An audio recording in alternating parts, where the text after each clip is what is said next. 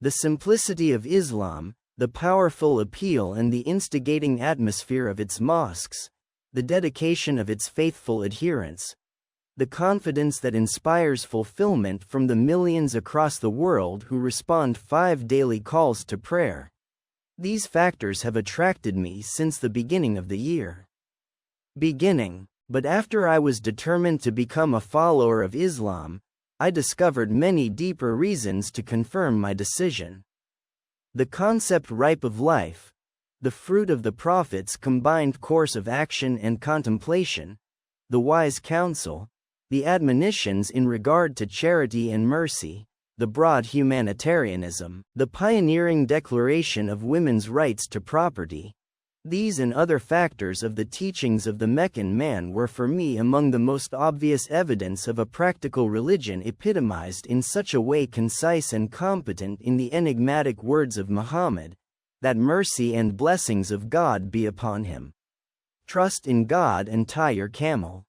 He has given us a religious system of normal action, not blind faith in the protection of an invisible strength regardless of our own negligence, but trust that if we do everything correctly and to the best of our ability, we must trust in what comes as the will of God. Islam's liberal tolerance with other religions recommends it to all lovers of freedom. Muhammad warned his followers to treat believers well in the Old and New Testaments. Abraham, Moses, and Jesus are recognized as co-prophets of the one God. Certainly this is generous and very advanced in relation to the attitude of other religions. The total freedom of the idolatry, it is a sign of the healthy strength and purity of the Muslim faith. The original teachings of the Prophet of God were not engulfed in the confusion of changes and additions of doctrinal. The Quran remains as it came for the corrupt polytheistic people of the Muhammad's time, without changes as the Sacred Heart of Islam itself.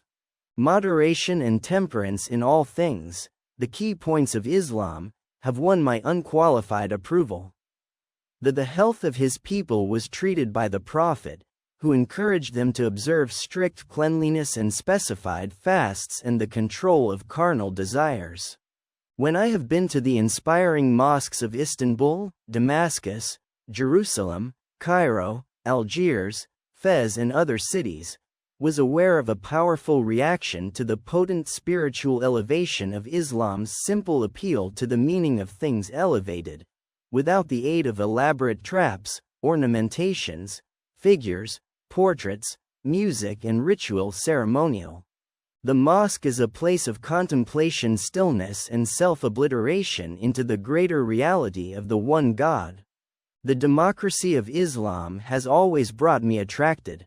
Potentate and pauper have the same rights over the floor of the mosque, on their foreheads in humble adoration. There are no leased banks or special seats reserved. The Muslim does not accept any man as mediator between him and his God.